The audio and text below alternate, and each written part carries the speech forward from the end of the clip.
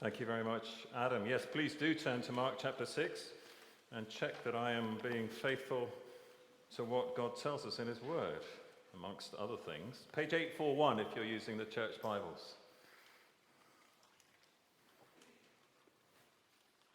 If you were here this morning, you'll know that we did the first half of chapter 6, so it's this morning, so it's a full-on Mark day today.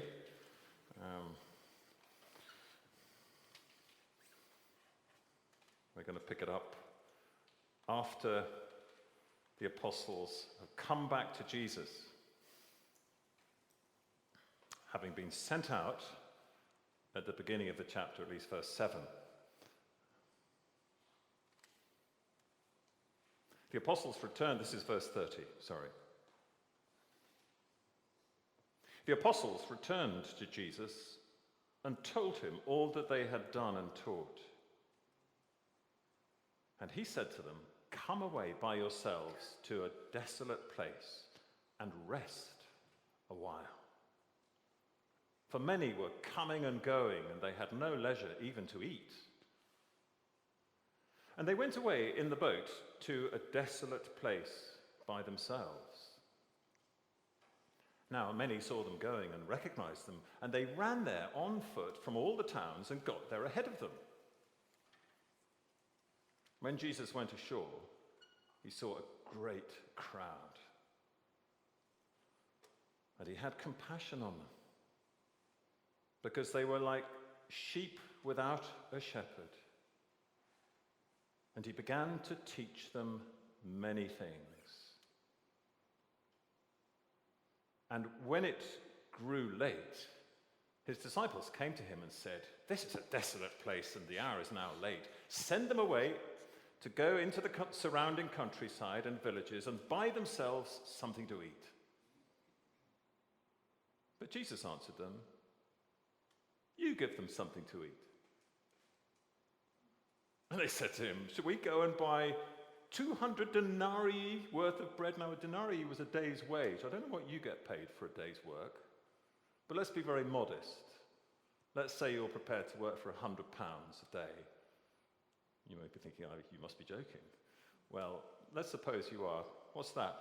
That's 20 grand. That's quite a lot of money for a picnic, wouldn't you say? So they're saying, "Jesus, you expect us to go and pay 20 grand for bread and give it to these people to eat?" And Jesus said to them, "Okay, so how many loaves do you have? Go and see." And when they'd found out, they said, 5 and 2 fish. Just thought we'd throw that in. 2 fish. Then Jesus commanded them all to sit down in groups on the green grass. So they sat down in groups by hundreds and by 50s. And taking the 5 loaves and the 2 fish, Jesus looked up to heaven and said a blessing and broke the loaves and gave them to the disciples to set before the people. And he divided the 2 fish among them all.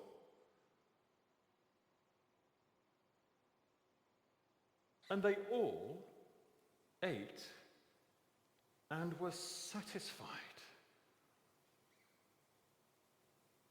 And they took up 12 baskets full of broken pieces and of the fish. And those who ate the loaves were 5,000 men. Immediately, Jesus made his disciples get into the boat and go before him to the other side, to Bethsaida, while he dismissed the crowd. And after Jesus had taken leave of them, he went up on the mountain to pray.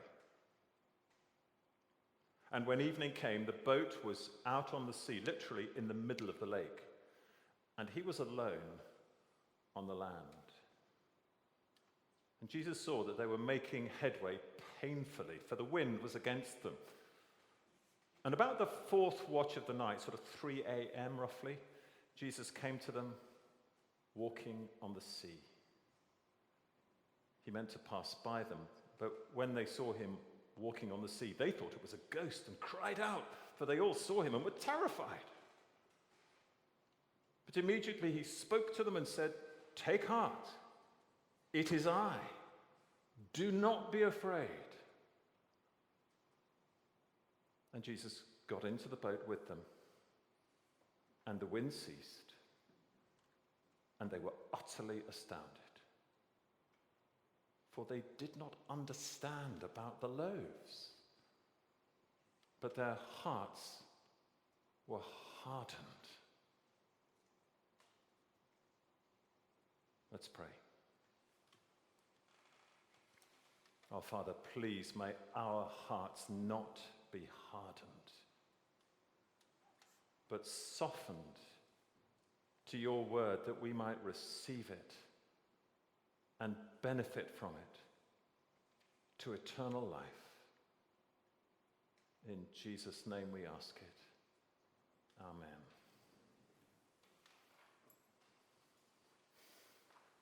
So how satisfied are you with the leaders that you know? Maybe you're in a workplace and there are leaders in the workplace. Or think of the nation, the leaders that we have. Or if you're from another nation, think of the leaders you have. Or think of the leaders in the church. In this church, if this is your church, or another church, if you're from another church. Are you satisfied with them? Now, I don't know your circumstances in life. Most of you know very little about them. But let me ask you this. Whatever the circumstances you find yourself in at the moment, how calm are you about those circumstances and where they might lead? There's the answer. Maybe you're facing a situation which, truth be told, when you think about it inside your head, is terrifying. You're really troubled by what is going on. Calm would not be the word that you would use to describe your feelings. Well, we're diving into Mark's Gospel again here in the middle of chapter 6. And do you remember how Mark, at the beginning of his Gospel, very helpfully, and I hope I remember to thank him one day, says right in verse 1, the beginning of the Gospel, the good news of Jesus Christ, which is Messiah, the Son of God. So he tells us right at the outset that he's going to tell us about Jesus two things. Number one, he is the Messiah. And number two, he is the Son of God. It's more than just a human king. And I wonder, I wouldn't go to the stake for this, but I wonder if in this section we're looking at, Jesus is highlighting one and then the other. He's talking about particularly Jesus as the Messiah, the promised king, and what kind of king he would be, and then about Jesus as the Son of God. What does that mean, to say that Jesus is the Son of God? Well, you can judge for yourself whether you think I'm on target on this. Doesn't matter too much if I'm slightly off target, because what we know for sure is that we're talking about Jesus, the Messiah, the Son of God. Well, as we look at these two sections, the feeding of the 5,000 and the walking on the water, it also answers our questions about the leaders that we have, whether they satisfy us and why not, and the circumstances that we encounter, especially when we find them a bit terrifying, to be honest. So the 12 are just back from their mission trip at the beginning of chapter 6, doubtless exhausted and in need of a break. And so Jesus in verse 31 says, come away by yourselves to a nice quiet place. We'll just have a little retreat, because I can see that you're exhausted. Let's go off and have a break.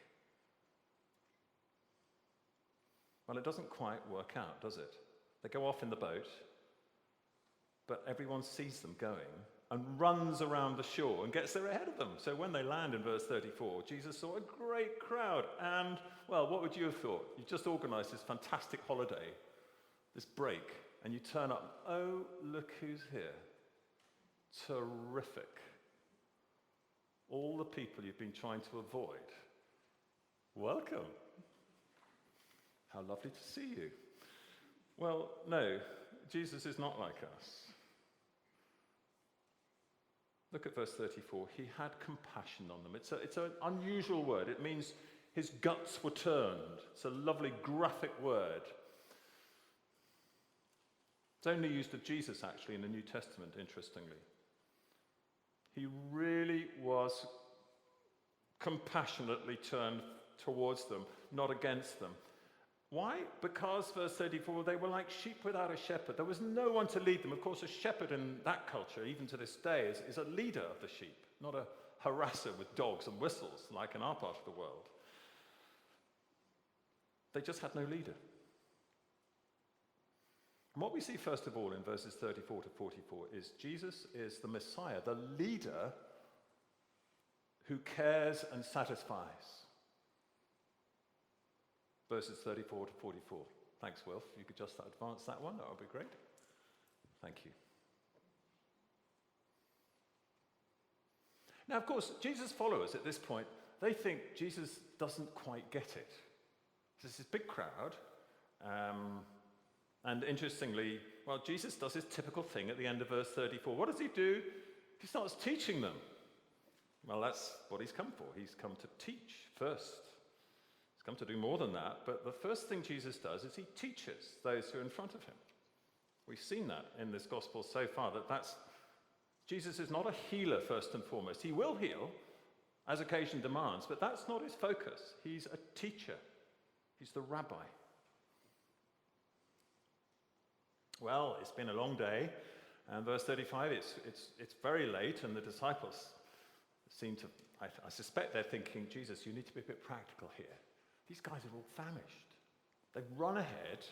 Here they are. There's a whole lot of them. We need to be sensible about this. You need to let them go and buy food in the farmhouses and the villages and the towns around. But it's actually, as we discover, Jesus' followers who don't get it, at least from Jesus' perspective. Because Jesus says, well, verse 37, you give them something to eat. You can hear the kind of grinding of their wheels in their brains at this moment, thinking, does he really mean that? And one or two of them who are good at mental arithmetic quickly work out how much this is going to cost. They say, hang on a minute, if we were going to go out and buy food for this lot, you know how much it would cost us? Jesus, you seem to have lost the plot here. It will cost us, well, at least 20 grand.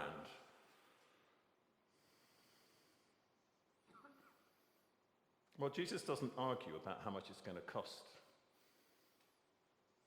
He's asked for a quick stock take of what they've got. And they come back with the answer. There it is in verse 38. Hey, guess what, Jesus? We've got 5 loaves. And oh, by the way, we managed to rustle up 2 fish as well. Isn't that great? Amongst 5,000 blokes. 2 fish. How's your mental arithmetic, Jesus? Each fish will have to be divided into 2,500 little tiny bits. Have you ever tried doing that?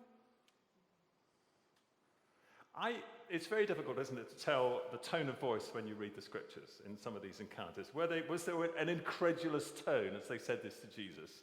They were finding it really hard maybe to stifle the giggles or maybe the mockery for the more cynical among them. It's a kind of, you must be joking, Jesus. This just ain't going to work, is it? Come on, get real. Well, Jesus just seems to ignore all that and just starts giving orders. Do you see that? And it's quite striking in verse 39. Jesus then commanded them all. He didn't make a polite invitation or suggestion. He says, right, into groups of 50 and 100. Now, come on, guys, get them organized. So they do. He didn't argue with Jesus when he was in command mode. Now, the command is to all of them. You see that it's, I don't know if the all is of the disciples, just the 12 in verse 39. It seems to me it could well be for the whole crowd. He just raises his voice. He clearly had a terrific public voice. And just tells them all to get into groups of 50 and 100. And so they do. Now, this crowd, what are they all doing there? It's striking, isn't it? Verse 44, there are 5,000 men, and it's very clear that these are 5,000 males. I think it's Luke who mentions beside women and children. And it's John who in John 6 tells us, recording the same incident, I think, that there was a bit of political subversiveness going on. Galilee, where this is happening, up north, is where most of the insurrections happened. Now, I don't know what your view of English insurrections is in history. I'm not too well up on it, but I know that in Ireland, where we lived for many years, County Cork, anyone know what County Cork is called? Looking at Rachel, that's a bit unfair, isn't it? Anyone know what County Cork is called? Every county in Ireland has a name. I'm going to... No, Elizabeth? No, this is Ireland, George. I'll tell you, it is called the Rebel County. And if you know anything about the history of the uprising against the British in 1920-21 and the Black and Tans, don't get me going, that's where it all happened. That's where Michael Collins was assassinated. Anyway, it's a whole other story. I'm sorry, I'm getting digressing into Irish history here. But Galilee was the place you went in Israel if you wanted to find the insurrectionists. Where were the rebels going to be found? Hiding out in the hills in Galilee. So it's quite possible that they feel, and maybe this coming and going, did you notice that in verse 31, is to do with, there's a bit of political machination going on here. There are people who are saying, we think Jesus might be the guy to lead us next against the Romans. And clearly in John 6, that's what they intended to do after the feeding of the 5,000. But Jesus refuses to get political. But he does get theological. He does a powerful miracle of provision for all these people from this tiny starting 5 loaves and 2 fish, which echoes the miraculous provision of bread in the desert in Sinai under the leadership of, well, you know the name, Moses, the rebel leader. And as he does that, people rightly think, could this be the liberator of God's people that Moses prophesied would come? A prophet like me, listen to him. That's what Moses had said.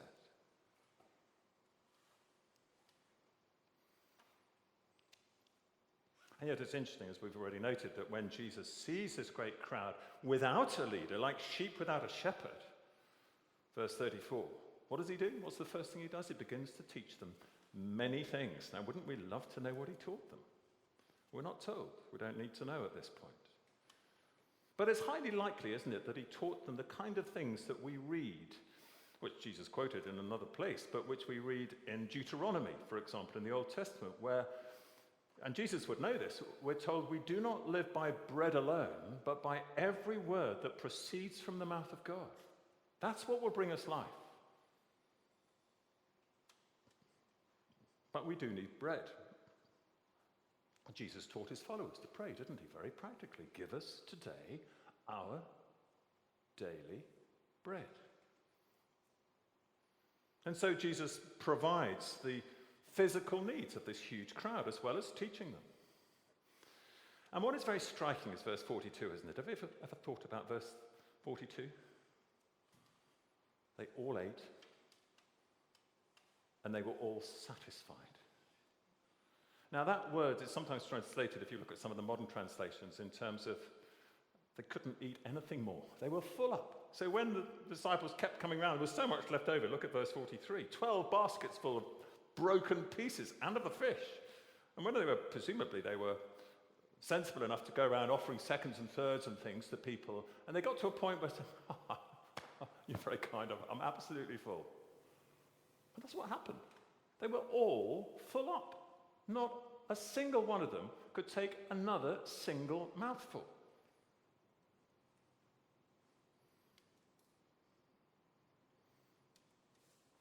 Now, I don't know how you feel when you see people in obvious need, maybe going down the street, even a place like Richmond, relatively affluent part of the world. Or maybe that's part of the reason they're there. You see people on the streets, don't you? Begging with little signs telling you about their plight. Now, what is your reaction when you see those cardboard signs? Now, if you're a bit of a cynic like me, You kind of think, really? I wonder if that's true.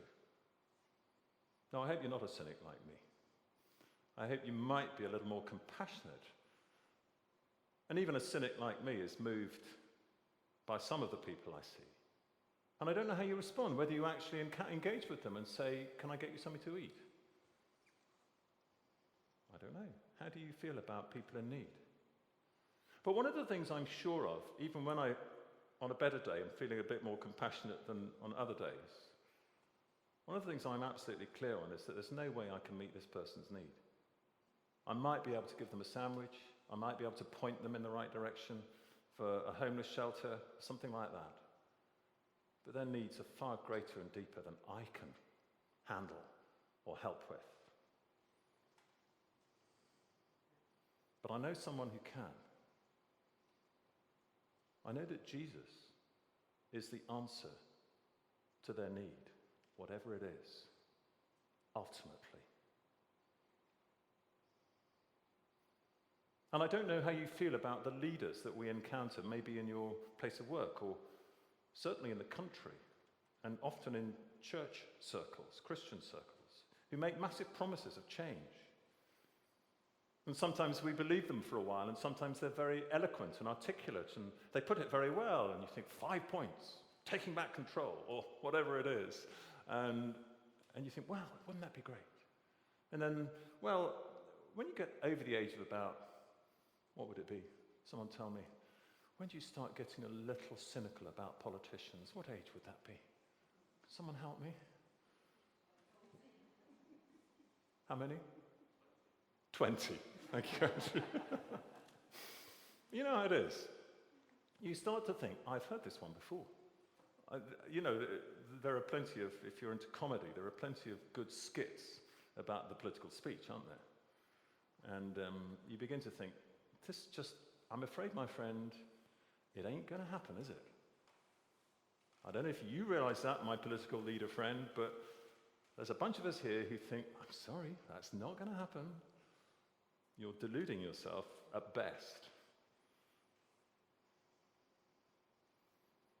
Well, Jesus makes some astonishing promises. And ultimately, he will perform them all. More than we can ask or imagine. It's actually going to be better than anything we can grasp at the moment in the end. When he returns and brings in the new world, every human need and aspiration will be satisfied. Do you believe that? And of course, it's the waiting that gets us, isn't it? Because waiting can very easily erode our faith. Which is why it's so important, and Mark is so helpful in us getting clear on the identity and power of Jesus. Because Mark wants us to see what kind of Messiah Jesus is, what kind of promised king. We wonder, don't we, if these politicians who say they really care about our situation, whether they really do. Well, Jesus is the one who had genuine compassion for crowds who would have sent us nuts. Our plans ruined. Oh no. Look at the crowd. Not Jesus. He is God's shepherd. That promise we started with from John about abundant life. Jesus said, I've come to give life and give it abundantly. Very interesting. I'd never really noticed or thought about this before. But the immediate next phrase, and remember, John didn't write with verse numbers. He didn't write, and now, verse 10 or whatever it is, or verse 11. The next phrase is Jesus saying, I am the good shepherd.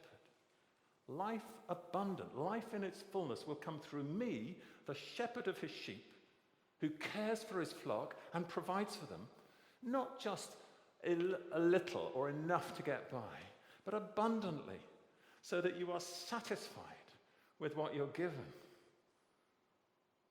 I don't know about you, but I am so easily dissatisfied in life.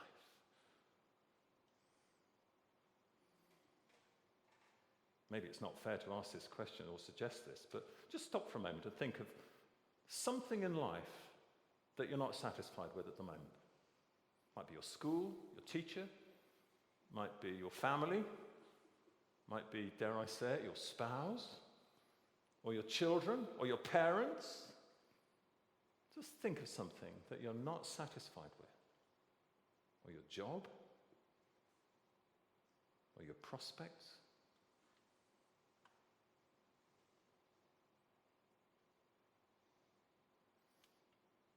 Have you thought of something? Is it making you feel happy? Sorry if I'm making you feel miserable. But I want you to then contrast that feeling, that sensation, if you like, with this Jesus that Mark is telling us about. He's the one who fully satisfies. He will never disappoint you. In the end, he will do everything he's promised and more. And let me ask you, do you actually believe that? And let me ask you another question. Have you begun to experience that in your heart and mind? Such that as you think about Jesus, you think about someone who makes you smile, makes you joyful, makes you think, yes, he's never let me down. He's always given me what I need and more. And there is so much more to come. If I have Jesus, I have all I need for time and for eternity.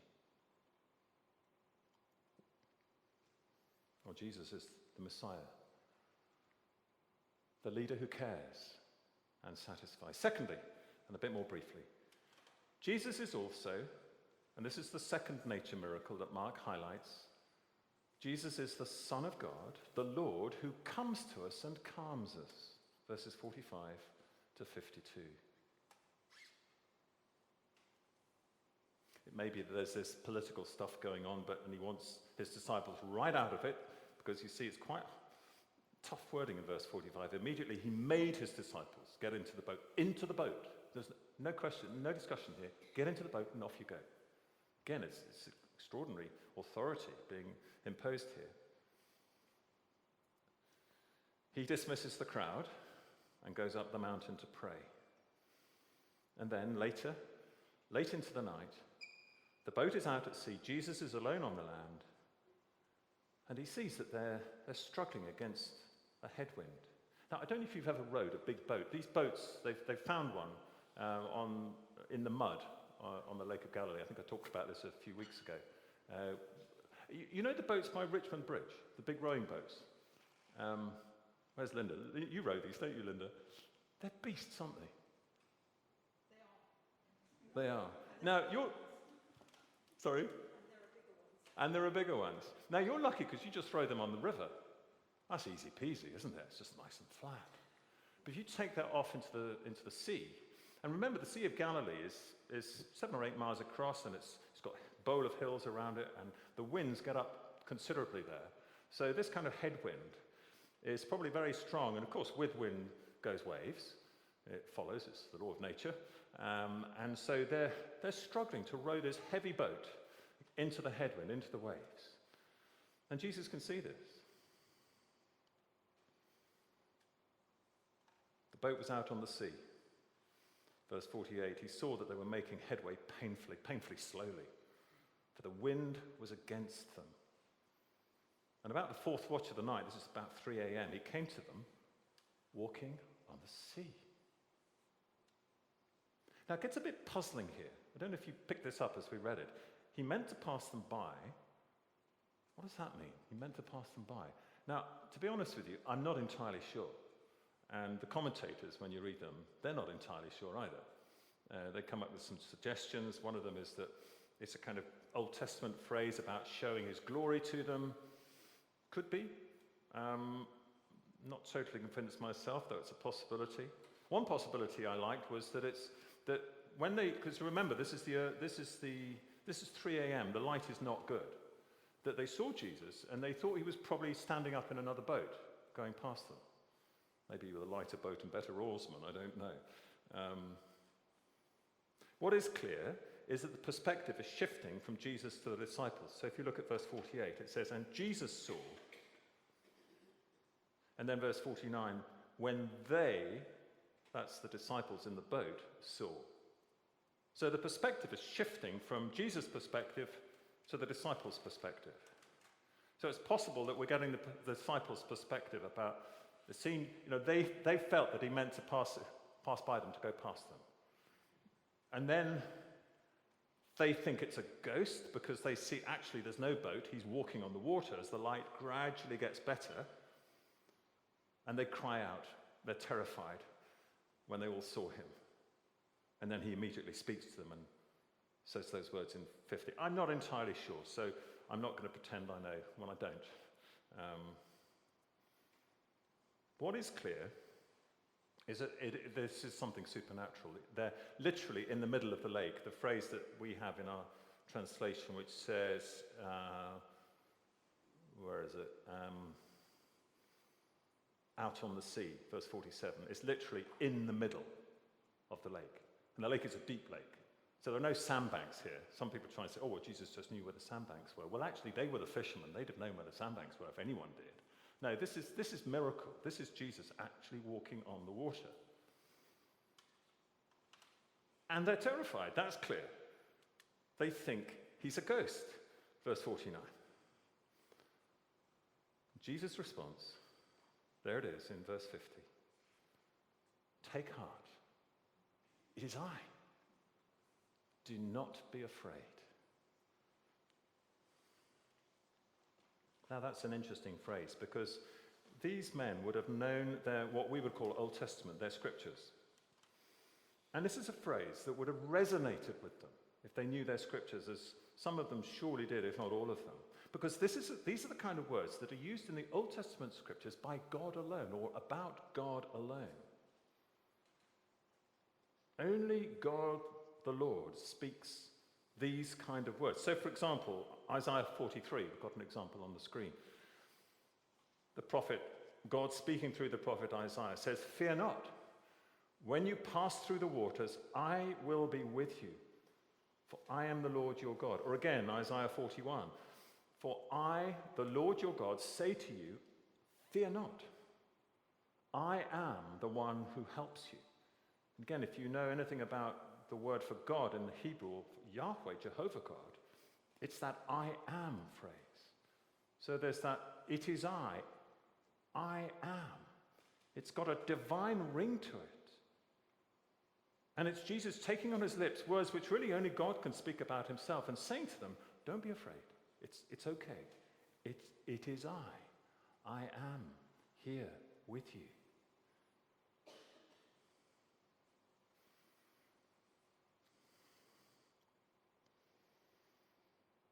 Now in Mark chapter 4, if you remember, the disciples had witnessed the power of Jesus over the wind and the waves, stopping them, do you remember, with a word?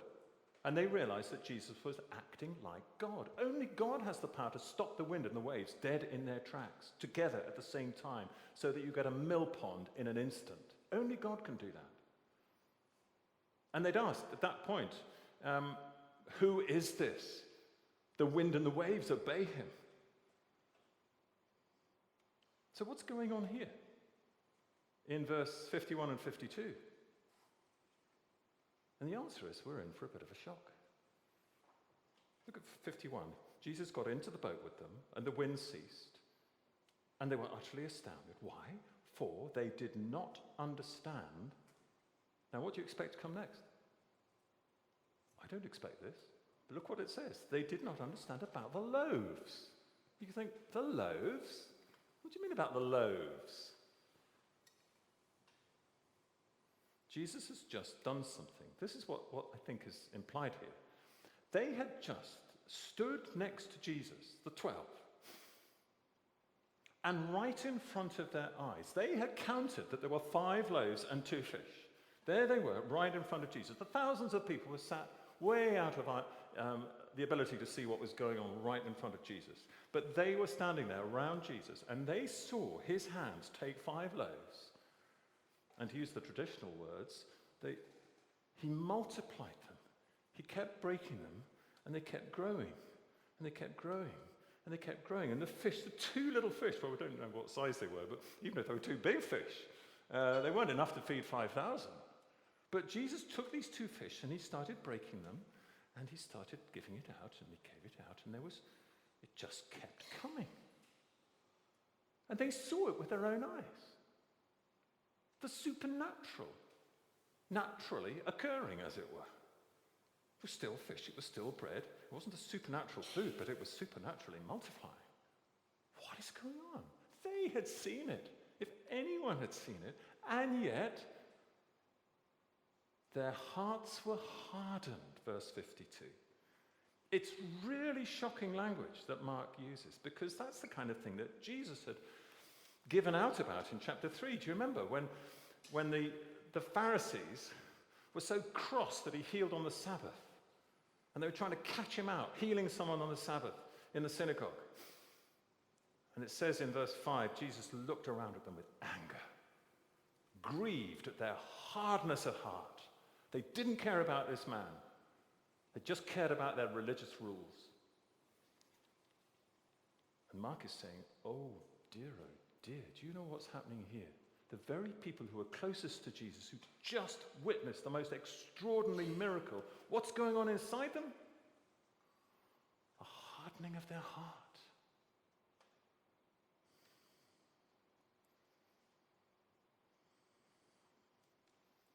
And Mark is flagging that being close to Christ physically does not necessarily change the heart. Seeing a miracle with your own eyes right in front of your nose doesn't necessarily soften your heart. And in fact, we're going to see as we read on in Mark that the disciples are not going to be seen in a very flattering light from now on. But what about us as we close? When it comes to our response to Jesus and what we learn about him and what we read about him, what is going on inside us? See, we sit here all very nicely in church, don't we? My wife always tells me, it's all right for you, John, you just stand up in front of people and speak, and nobody can say, well, that's a load of rubbish. As I get at home, obviously when I'm speaking, but you know how it is that in your kind of family, you can intervene, and with your friends, you can chip in and say, no. But people are so polite in church, aren't they? I mean, they don't say aloud to me normally anyway, no, you can't believe that. But what's going on inside us? Is that how you're feeling? Is your heart soft or hard? Well, Jesus comes to them, doesn't he? Wonderfully. And he calms them with these words.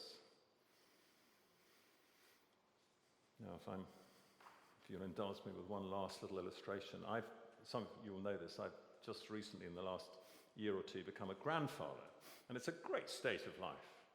And some of you may have seen me last Sunday when I was on a day off, but I was here in church, because this is my church family, and I was actually in that room. Hello, Emma. Hello, Jessica. Phoebe, sorry. And I discovered what it's like to have a tiny baby in the ballroom, or the room for babies. It's another world. But one of the things I was told before I went there, because I was left on my own, Jo had to go to work, my wife, and the parents of our dear little grandson were off enjoying the New Year party that they'd gone to, and I was left holding yes, you guessed it, don't forget the soother, John, I was told. Always have the soother with you. Because if worse comes, stick it in the mouth. You know, it works a treat. Now, it's a terrible illustration, isn't it? But it's wonderful to know that the Lord Jesus is the one who is like a soother, if you'll forgive the illustration. He will always calm us down, and it's fine. It's okay. He'll come to us.